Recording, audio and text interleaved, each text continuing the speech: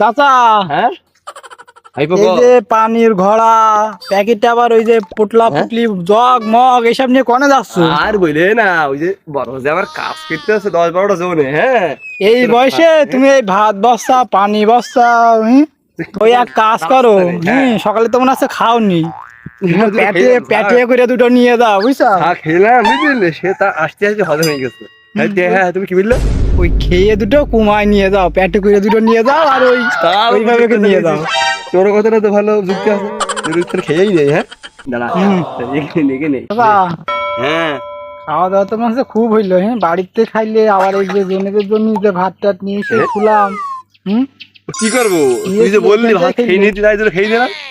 খেয়ে দেখছি তো পেট খোলা হয়ে গেছে, খোলা ব্যাঙের মতো হইলো। এইবার জনে ভাত যদি কম পড়ে যায়, বাড়িতে থাকতে দেবে না, সেই বাড়ি থাকতে দেবে না। হ্যাঁ কি করলাম?